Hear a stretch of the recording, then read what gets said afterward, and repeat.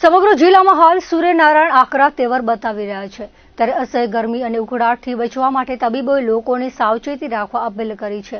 ભુજની critical care હોસ્પિટલના જાણીતા તબીબ ડોક્ટર નવભાસ સોઢાએ ગ્લોબલ વોર્મિંગની ગંભીર અસર અંગે ચિંતા વ્યક્ત કરતા જણાવ્યું છે કે વધતું જતું તાપમાન માનવ શરીર માટે જોખમી સાબિત થઈ રહ્યું છે.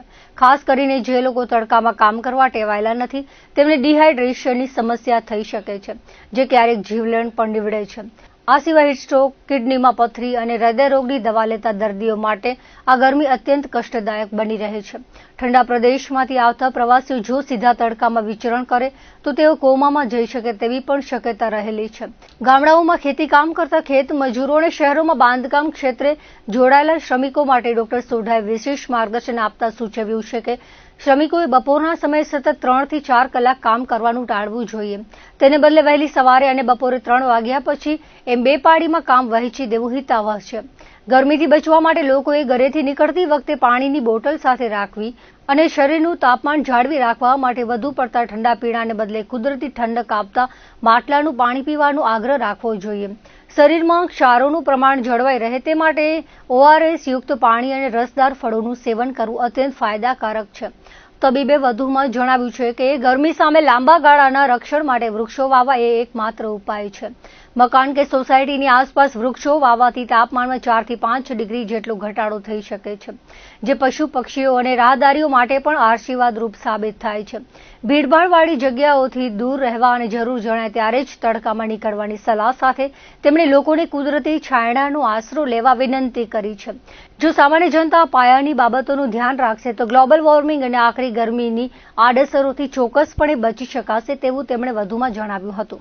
અત્યારે આપણું ગ્લોબલ વોર્મિંગના કારણે આખા કચ્છ ઝોનનું તાપમાન બહુ ગંભીર સપાટીએ છે.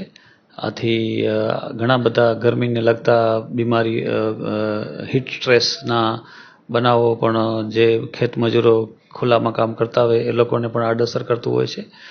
બીજું એ છે કે જે લોકો કિડની સ્ટોનના, જેને નાના મોટા સ્ટોન હોય છે એ લોકોને પણ આ ડિહાઇડ્રેશનના કારણે સ્ટોન નવા બને અથવા તો ફસાઈ જાય. ત્રીજું, જે લોકો હૃદયની દવાઓ લેતા હોય છે એ લોકોને પણ સોડિયમની વધઘટ થાય, કારણ કે એમની ડાયુરેટિક નામની દવાઓ ચાલતી હોય. ઓલરેડી આટલું બધું ચામડીમાંથી ડિહાઇડ્રેશન થતું હોય. બ્લડ પ્રેશરની પણ વધઘટ થતી હોય છે. અને જો દર્દી ખુલ્લામાં તડકામાં, જે માણસ ટેવાયેલો ન હોય અને બહુ જ બપોરના મિડ નૂનમાં જો વધારે સમય બહાર રહી જાય તો હીટ સ્ટ્રોક નામનું પણ તકલીફ થઈ શકે છે, જેથી જેમ ઘણી વખતે જાનલેવા પણ થાય છે. અને એમાં જે વિદેશથી આવેલા હોય અથવા તો જે ઠંડા પ્રદેશોમાં રહેલા માણસો હોય અને એ જો ગરમીમાં વધારે પડતું વિચરણ કરે બપોરના ટાઈમમાં તો આને ગંભીર તકલીફો થઈ શકે છે, જેમાં માણસ કોમામાં જતો રહે અને સડનલી બધા કિડની, હૃદય કામ કરતા નબળા પડી જતા હોય છે.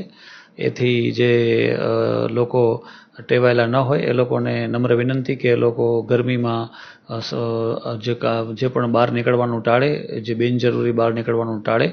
અને જે ખેતીમાં કામ કરતા મિત્રો છે, કન્સ્ટ્રક્શન લાઇન પર કામ કરતા મિત્રો છે, એ લોકોને બી વિનંતી છે કે એ લોકો અર્લી મોર્નિંગથી એમનો ડે વહેલો સ્ટાર્ટ કરી દે. 7 વાગ્યાથી સ્ટાર્ટ કરે 9 વાગ્યાની જગ્યાએ, અને બપોરે 10-11 વાગે બંધ કરે, અને સાંજનો સેશન પણ લેટ ઇવનિંગ સ્ટાર્ટ કરે જો એને બે પાળીમાં કામ કરવું પડતું હોય તો. પણ બપોરના 3-4 કલાક કામ કરવાનું ટાળવું જોઈએ, જેથી આપણે પોતાના સ્વાસ્થ્યનું ધ્યાન રાખી શકીએ અને તો જ આપણે આ ગ્લોબલ વોર્મિંગથી બચી શકીએ. અને બીજો અમારો ખાસ મેસેજ છે કે દરેક જણે, આપણે બધાએ અનુભવ્યું હશે કે આટલા ધોમ તડકામાં લોકો ઊભા ન રહી શકે ત્યારે એક ઝાડની છાંયડામાં ગાડી પાર્ક હોય, હોટલ ખુલેલી હોય, 2 માણસો ત્યાં મેળાવડો કરતા હોય તો કેટલું આપણને એક કુદરતી એર કન્ડિશન છે જે મફત મળે છે. તો આપણી બધા, જેમ આપણું અર્બનાઇઝેશન થયું, શહેરીકરણ થયું, એમ ગામડાઓ પણ સમૃદ્ધ થયા, એમ વૃક્ષોનું સાવ આપણે નિકંદન કરી નાખ્યું છે, જે આપણે આવનારી પેઢી માટે ખૂબ જ નુકસાનકારક નીવડશે. એથી જે ખેડૂતો છે એ લોકો પણ ઘણી વખત, જે રોકડિયા પાકવાળા ખેડૂતો છે, જેમ રાયડો વાવ્યો, ઘઉં વાવ્યો, એ લોકોના પણ આપ સેઢા જોશો તો વૃક્ષો વગરના હોય છે. જેથી એ લોકોએ પણ મેક્સિમમ વૃક્ષો વાવવા જોઈએ, જે કચ્છની ભૌગોલિક પરિસ્થિતિને અનુકૂળ હોય એવા વૃક્ષો વાવવાના. અને આપણું જે શહેરીકરણ છે એમાં પણ ખરેખર મારી તો નમ્ર વિનંતી છે ભાડા અધિકારીઓને કે તમે તો જ ભાડાનો પ્લાન પાસ કરવાનો કે જો તમારા કેમ્પસની અંદર અથવા તમારું જે બિલ્ડિંગ છે એની આજુબાજુ કમ્પલસરી તમે 10-15 વૃક્ષો વાવેલા હોવા જ જોઈએ. તો જ એ આપણે જે આપણી પાસે આવનારા જનારા માણસો છે એને પણ એક છાંયડો મળે, આપણને છાંયડો મળે, આપણી કારો પણ છાંયડામાં પાર્ક રહી શકે, તેમજ એનામાં પશુ પક્ષી પણ બેસી શકે, જેથી એક આપણી ઇકોલોજી છે, એન્વાયરમેન્ટલની ઇકોલોજી એ જળવાઈ રહે. અને આપણે આવા સમયે બધાએ ખૂબ જ ઘરથી બહાર નીકળો એટલે 2 લીટરની પાણીની બોટલ જોડે લઈને જ નીકળવાનું, જેથી આપણે ડિહાઇડ્રેશનથી બચી શકીએ. પ્લસ આપણે જે રસવાળા ફળો છે જેમ કે તરબૂચ છે, શક્કરટેટી છે, મોસંબી છે, સંતરા છે, એવા જે રસવાળા ફ્રૂટોનું આરોગવા જોઈએ.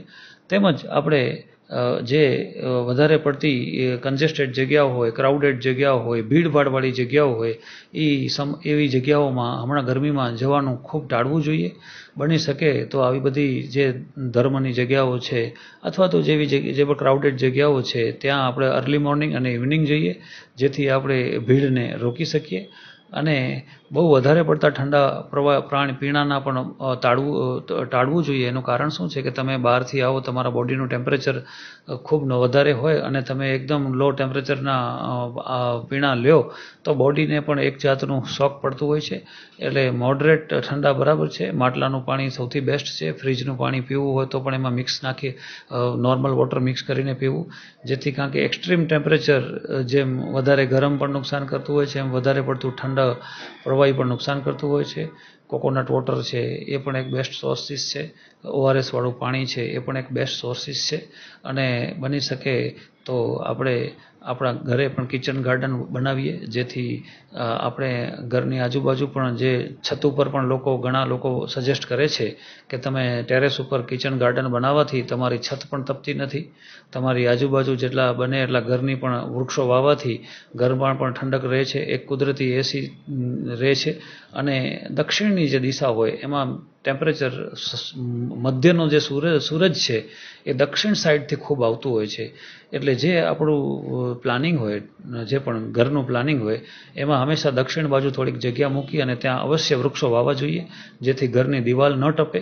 અને એવું કહેવાય કે તમારી આજુબાજુ એક ઘટાટોપ વૃક્ષ હોય તો ઘરનું ટેમ્પરેચર ઓલરેડી 4થી 5 ડિગ્રી ડાઉન થઈ જતું હોય છે, જેથી આપણે એસીનો વપરાશ પણ ઘટી શકે અને આપણે જરૂર પડે તો પણ એની રિક્વાયરમેન્ટ ઓછી થઈ શકે. આ રીતે બધા જ ક્ષેત્રમાં આપણે કામ કરવું પડે, વાતાવરણથી માંડી અને આપણા પર્સનલ લેવલથી માંડી અને કમ્યુનિટીથી માંડીને, તો જ આપણે આ ગરમીથી પોતાના રક્ષણ કરી શકીએ અને સમાજને પણ એક સાચી દિશા બતાવી શકીએ.